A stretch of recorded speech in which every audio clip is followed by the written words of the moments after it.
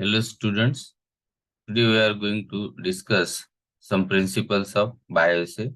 As you know, bioassay is a technique which by which one can estimate the concentration or potency of the unknown compounds using a suitable isolated tissue preparation. So in pharmacy, uh, in the graduation as well as post-graduation, B.Pharm as well as M.Pharm, we have the bioassay. So before going to work on the bioassay, one should know the principles of bioassay. Let's start with the principles of bioassay. First, we will see what is the bioassay. So bio, it means the living material, and assay means assessment at laboratory. So when you perform any type of the assay on the living organism or living material in the laboratory, it is called as the bioassay. But what exactly means the bioassay? Let's see. So bioassay, it is nothing but the estimation or determination of concentration or potency of chemical, physical, and biological agents by means of measuring and comparing the magnitude of the response. So actually, during bioassay, the magnitude of the response is compared between the test and that of the standard using a suitable biological system. One can go with some tissue, some microorganism, immune cell, or the animal, and all these things are carried out under a standard set of condition so that the response should be reproducible and accurate. There are some importance of bioassay. Let's see what are the important of bioassay. So this bioassay, as compared to other methods of assay, example chemical or physical assay, are less accurate because it is a biological system. So the error are more, less elaborate, then more laborious because it takes time, more troublesome, and more expensive. So this bioassay is only method which is used when the active principles of drug is unknown. You have the drugs, but the active principle is unknown, and you want to screen the drugs, and that active principle cannot be isolated. So example are given: insulin, posterior pituitary extract, etc. Then if the chemical method is either not available, or if available, it is too complex and insensitive, or required higher doses like insulin and acetylcholine. In such condition, biological assay are useful. Then the chemical composition is not known for some, for example, like long-acting thyroid stimulants. If the chemical composition is not known, then also bioassay are utilized.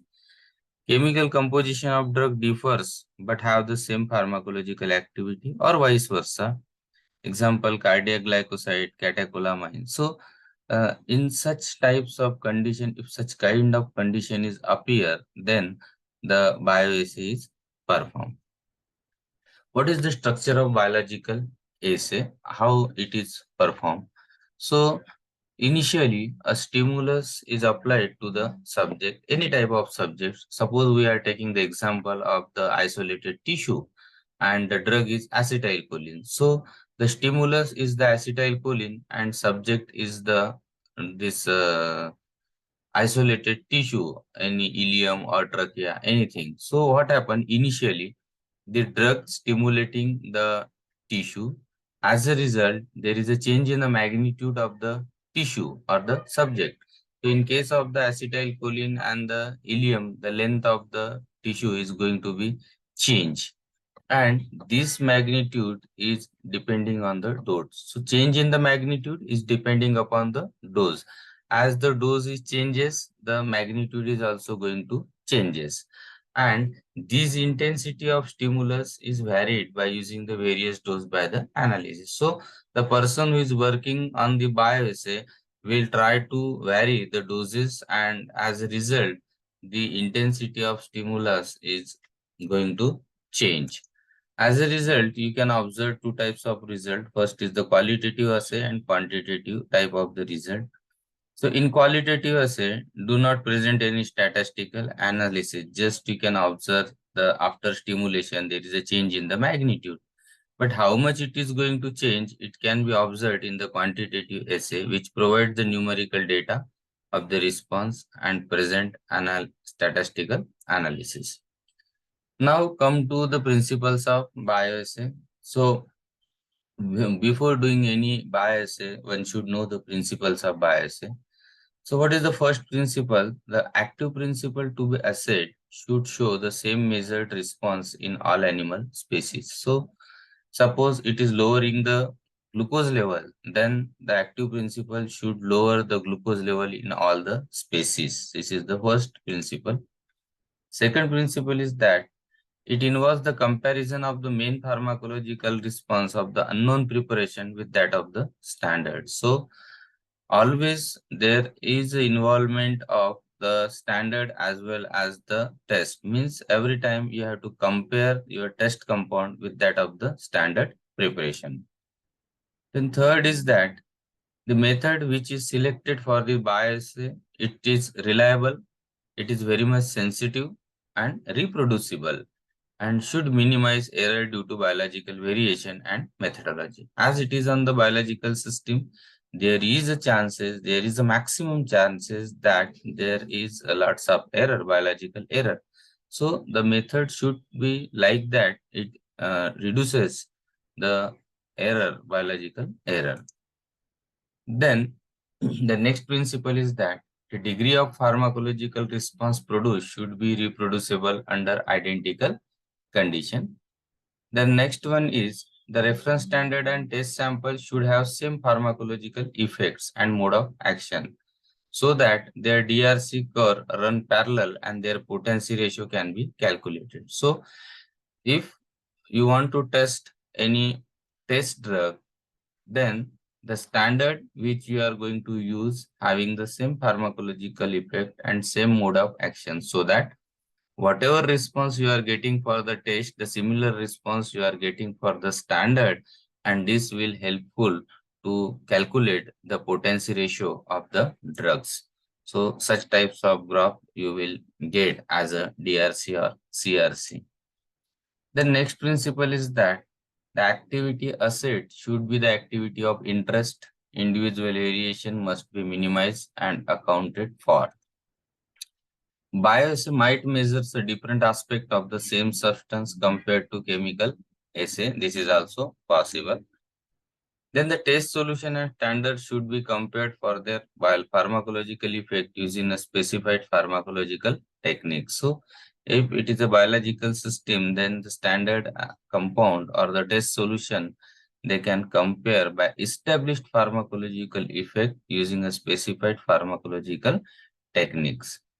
Then prior to the development of sensitive, precise, accurate chemical and binding displacement assay for the presence or concentration of the drugs or autocoids, we had to rely on bioassay.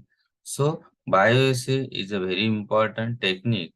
Before going for different types of assay, one can rely on the bioassay for observing the pharmacological effect of the drugs. Now there are some advantages of bioassay. What are that? First is that it helps to determine the concentration but also the potency of the sample. Quantitatively, it shows the concentration, but as qualitative, if you observe, you can observe the potency of the sample. It is observed by this bias. Second, it is used to standardize drugs, vaccines, toxins, or poisons, disinfectants, antiseptic, etc. So many drugs are standardized using this bioassay. This helps to determine the specificity of a compound to be used, where it is used, what is the specific mechanism of action of these drugs. It is useful when performing structural activity relationship studies as a part of the drug invention process. So while going for the drug invention process, one has to understand the structural activity relationship. So before that, if you screen the drugs on the bioassay, it will give some idea which will helpful for the structure activity relationship. Then those can be plotted even if it varies over 1,000-fold range. So if the dose is more, then also we can calculate or plot it on the graph. Then certain complex compound like vitamin B12, which can't be analyzed by simple assay techniques, can be effectively estimated by the bioassay.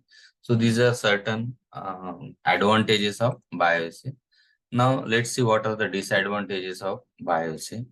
Sensitivity of the tissue changes with respect to time. So it is uh, uh, it is true because it is a biological system. Tissue is the biological system. As the time passes, the sensitivity of the tissue will going to be changed. This is one disadvantage.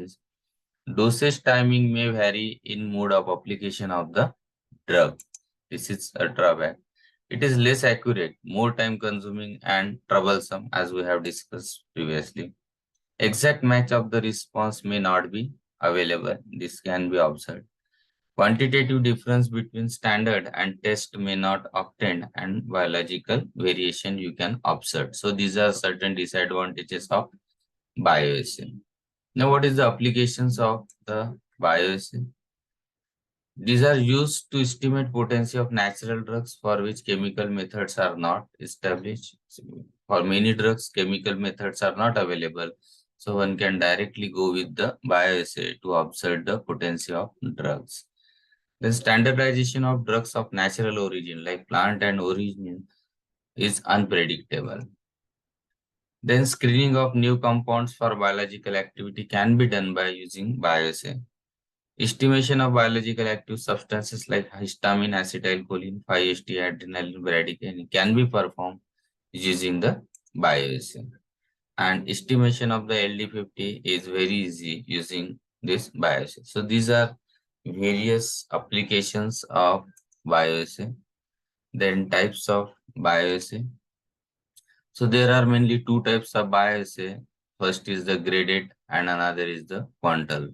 So graded bioassay is classified as matching, then bracketing, then interpolation, and multiple point. Under that 3-point, 4-point, different assays are there. Quantal, that is direct endpoint assay, and LD50 determination. So in separate, we will going to prepare a separate video for each type of the bioassay, under which we are going to demonstrate how to carry out this bioassay, what are the advantages, disadvantages of that particular bioassay, and how to calculate the bioassay, which is very important. So if you like this video, or if you need such types of video, please subscribe, like and share to your friends, and also make comments for the improvement of this video. So thank you.